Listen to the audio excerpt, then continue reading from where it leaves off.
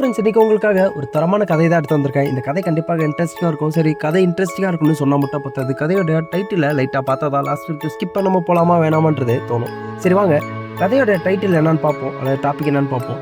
நம்ம கதையில் மொத்தம் 4 பேர் தான். நம்ம கதையில் கணவன் மனைவி, அதாவது மனைவியோட அம்மா, மனைவியோட தங்கச்சி, சுமார் 4 பேர்.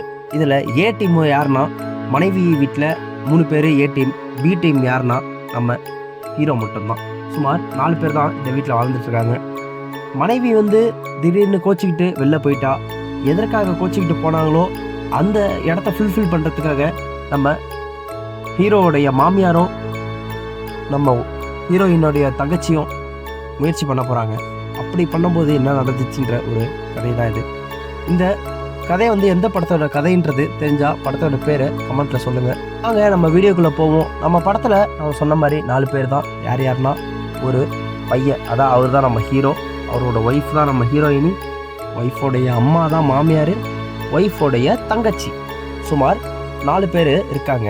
நம்ம ஹீரோ ஒரு பெரிய ஆள்லாம் கிடையாது. அவர் ஒரு ஏழ்மையான குடும்பத்தில் பிறந்தவர் தான். நம்ம ஹீரோயின் ஹீரோயினை கல்யாணம் பண்ணிக்கிட்டாங்கல்ல, அவங்க ரொம்ப வசதியானவங்களாம் கிடையாது. அவங்களும் ஒரு நார்மலான ஒரு ஃபேமிலி தான். ஆனால் ஹீரோவை கம்பேர் பண்ணும்போது நம்ம ஹீரோயின் வீட்டில் கொஞ்சம் வசதி அதிகம்னு வச்சுக்கோங்க. நம்ம ஹீரோயின் வீட்டில் என்ன அவங்களுக்கு ஆசைனா, வரப்போகிற மாப்பிள்ளை வீட்டோட மாப்பிள்ளையாக வச்சுக்கணுன்றது தான் நம்ம ஹீரோயின் வீட்டில் ஆசை. ஆனால் கணவர் அப்படி அமைவாரா என்னன்றது அவங்களுக்கு தெரியல. நிறையா நர்வஸாக இருக்குது. ஆனால் அவங்க எதிர்பார்த்த மாதிரியே ஒரு ஆள் அமைஞ்சார். எப்படின்னா, நம்ம ஹீரோயின் வேலைக்கு போயிட்டு இருந்தாங்க. நம்ம ஹீரோயின் எப்போ வேலைக்கு போக ஆரம்பித்தாங்களோ அப்போ தான் நம்ம ஹீரோயின் வீட்டில் பணப்பிரச்சனைகளை சரியாக ஆரம்பிச்சிருக்கு. சரி, இப்படி சரியாக ஆரம்பித்த காரணத்தினால ஹீரோயினை வேலைக்கு அனுப்புனாதான் நல்ல ஒரு நிலைமைக்கு நம்ம வர முடியுன்ற ஒரு கான்செப்டுக்கு ஹீரோயின் வீட்டில் வராங்க. அதே மாதிரி ஒரு நல்ல படித்த பையனும் நல்ல வேலைக்கு போகிற பையன் கிடைச்சாதான் நம்ம ஹீரோயினோட லைஃப்பும் நல்லாயிருக்கும் அப்படின்ற ஒரு மனநிலைக்கு வராங்க. சரி, இப்படி நடந்துட்டுருக்க சுச்சுவேஷனில் தான் என்ன ஆகுதுன்னா, 2 பேரும் ஒரே கம்பெனியில் வேலைக்கு போய் இருந்திருக்காங்க.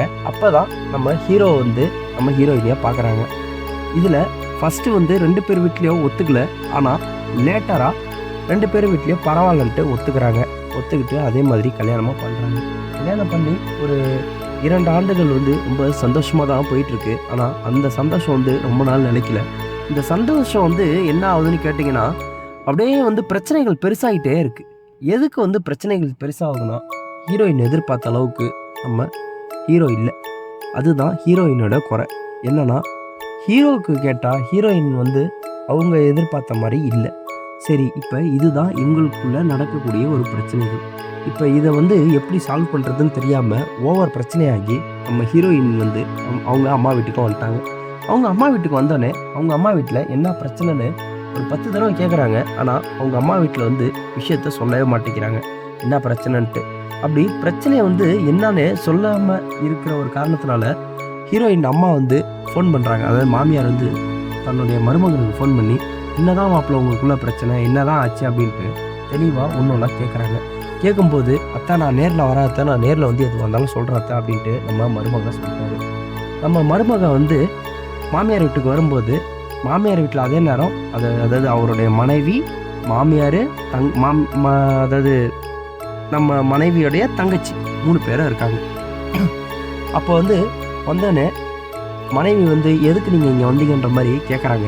இப்போ நம்ம ஹீரோ சொல்கிறாரு, இல்லை எனக்கு நான் உன்னை காம்ப்ரமைஸ் பண்ண தான் வந்தேன் அப்படின்ட்டு.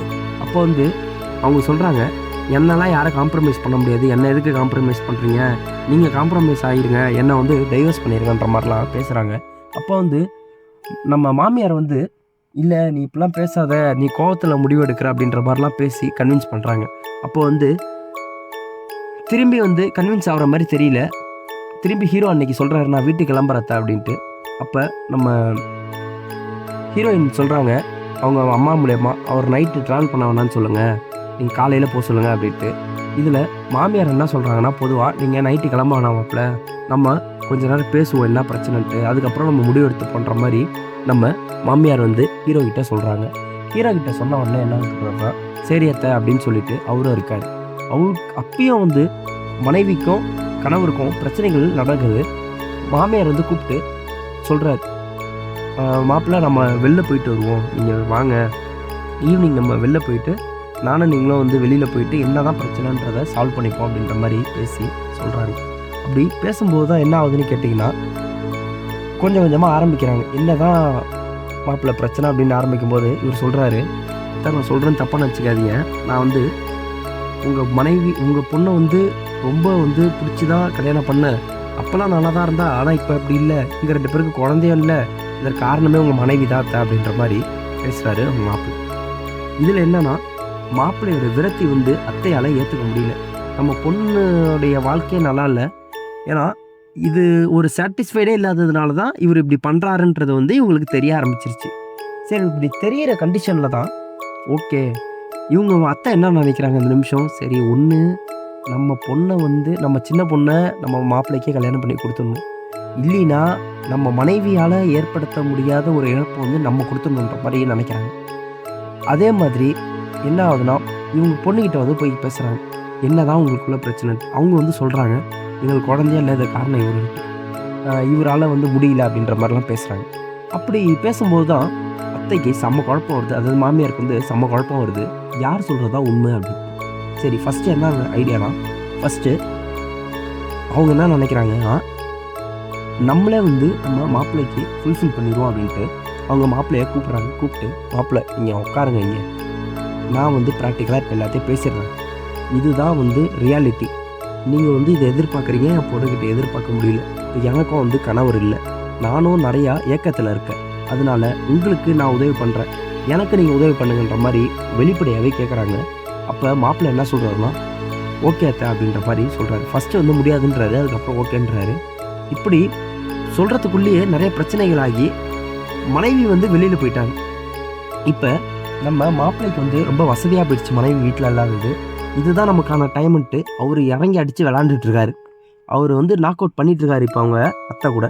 சரி, இப்படியே போகிற சுச்சுவேஷனில் தான் நம்ம ஹீரோ என்ன கேட்குறாருன்னா, அத்தை எனக்கு உங்கள் சின்ன பொண்ணு மேலேயும் ஒரு சின்ன ஆசை வருது, இதுக்கு உங்கள் சின்ன பொண்ணு ஏற்றுப்பாங்களான்ற மாதிரி கேட்குறாரு. அவங்க சொல்கிறாங்க, சரி மாப்பிள்ளை நான் பேசி பார்க்குறேன் அப்படின்ட்டு. இவங்க என்ன பண்ணுறாங்கன்னா, அப்படியே சிம்பத்தி க்ரியேட் பண்ணுற மாதிரி பேசி இவங்க சின்ன பொண்ணுக்கும் இவருக்கும் லிங்கை ஏற்படுத்தி கொடுத்து எப்படியோ சின்ன பொண்ணையும் வந்து இவருக்கே கல்யாணம் பண்ணி வைக்கிற அளவுக்கு முடிச்சிட்டாங்க. அதே மாதிரி முடித்து கல்யாணமும் பண்ணி வைக்கிறாங்க. கல்யாணம் பண்ணி வச்சதுக்கப்புறம் சரி பரவாயில்லன்ட்டு வேறு வழி இல்லாமல் இவருடைய முதல் மனைவியும் வீட்டுக்கு வராங்க. வீட்டுக்கு வந்து இப்போ இவரோட முதல் மனைவி, இவரோட மாமியார், இவருடைய 2வது மனைவி, சுமார் 3 பேரையும் நம்மளால் அடித்து நாக் அவுட் பண்ணிட்டு இருக்காரு. இப்போ இதுதான் உண்மை சம்பவ கதை. இப்படி தான் வந்து இந்த படத்தில் சொல்கிறாங்க. இது என்ன கான்செப்டுன்றது என்னன்றது எனக்கு ஒன்றுமே புரியல. இதை பார்த்து நானே 2 நாள் ஒழுங்காக தூங்கலை. எப்படி ஒருத்தவனுக்கு லக்குனா லக்கு இப்படியாகப்பட்ட ஒரு லக்கு கிடைக்குன்றது ரொம்ப ஆச்சரியமாக இருக்குது. ஒருத்தவன் 3 பேரை வச்சு மெயின்டைன் பண்ணிகிட்டு இருக்கான். அவ்வளோதான் ஃப்ரெண்ட்ஸ் இந்த கதை. இந்த கதை பிடிச்சிருந்தா லைக் பண்ணுங்கள், நம்ம சேனலை பிடிச்சிருந்தா சப்ஸ்கிரைப் பண்ணுங்கள். அடுத்ததாக ஒரு நல்ல கண்டென்ட்டில் சந்திப்போம். நன்றி.